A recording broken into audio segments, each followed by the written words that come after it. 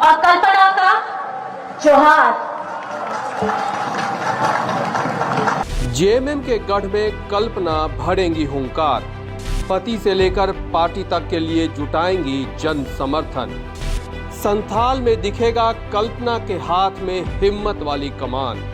भोगनाडीह में 10 मार्च को कल्पना विरोधियों को धूल चटाने का लेती दिखेंगी प्रण।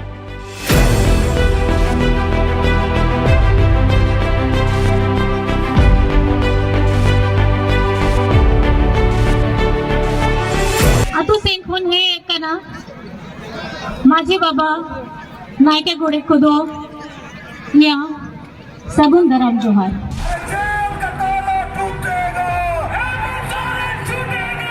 पहले गिरिडीह में सियासी एंट्री, फिर साहिबगंज में जेएमएम के पुराने नेताओं की घर वापसी करवाना और अब भोगनाडीह में कार्यकर्ता संवाद। सलाम को जोहार। अपने पति हेमंत सोरेन के जेल जाने के बाद परिवार से लेकर पार्टी तक की जिम्मेदारी कल्पना सोरेन ने अपने कंधों पर ले ली है। हेमंत सोरेन जी का अपराध क्या है?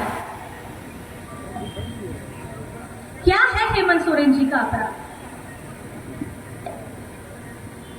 क्या झारखंड के 1,36,000 करोड़ रुपए केंद्र सरकार से वापस मांगना यह अपराध है? बरहेट विधानसभा हेमंत सोरेन का निर्वाचन क्षेत्र है। हेमंत यहीं से विधायक हैं, पर ईडी की कार्रवाई के वजह से वो जेल में हैं। करके यही बोला, घबराना मत। अभी तो मैं सिर्फ जेल के अंदर हूँ, लेकिन जिंदा तो हूँ। ऐसे में लोकसभा चुनाव की दहलीज पर खड़े झारखंड में जेएमएम के कद्दावर नेता के तौर पर झारखंड की सियासत में एंट्री ले चुकी कल्पना सोरेन जब कार्यकर्ताओं से संवाद करती हैं तो कहीं से भी ऐसा नहीं लगता कि राजनीति में बिल्कुल नई हैं।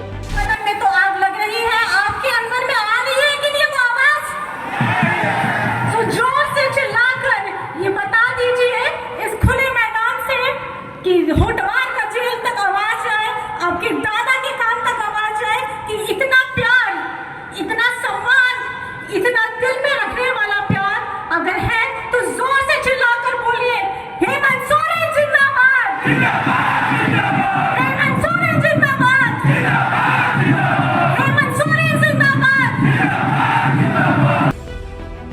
खुद पार्टी का झंडा थामकर मंच से कार्यकर्ताओं में जोश भरते हुए कहती हैं, झारखंड मुक्ति मोर्चा के कार्यकर्ता सीट बेल्ट लगाकर पूरी तरह से कमर कस ले, क्योंकि भाजपा की हवा टाइट करने का वक्त आ गया है। कर लीजिए अपनी कमर कस। अंग्रेजी में बोलते हैं प्लेन में बैठने से पहले fasten your seat belt. Seat belt लगा कस लीजिए कमर। तो लगा लीजिए, बेल्ट को करिए टाइट, क्योंकि अभी हमको सबकी करनी है हवा टाइट। बीजेपी आदिवासियों को दबाने का काम कर रही है।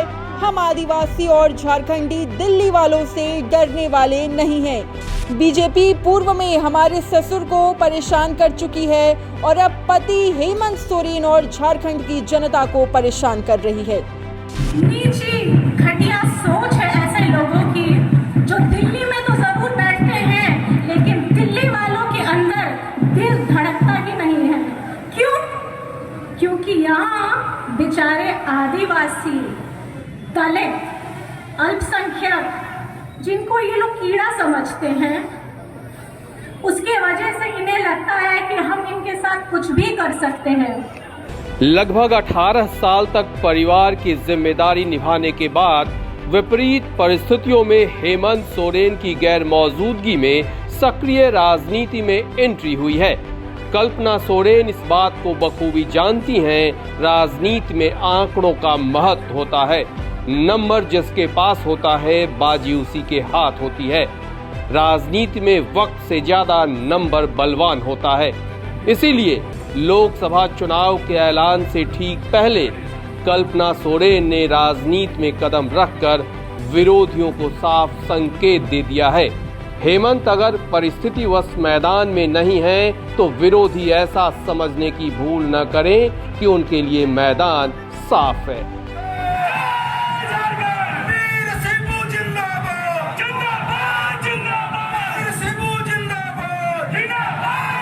कल्पना जब विरोधियों पर सियासी वार करती है तो वाणी में संयम और आक्रोश दोनों ही झलकता है। कल्पना खुद को लोगों से कनेक्ट करना बखूबी जानती हैं। राजनीति में नई भले ही हैं, पर अनुभव में कहीं से कमी नहीं दिखती है।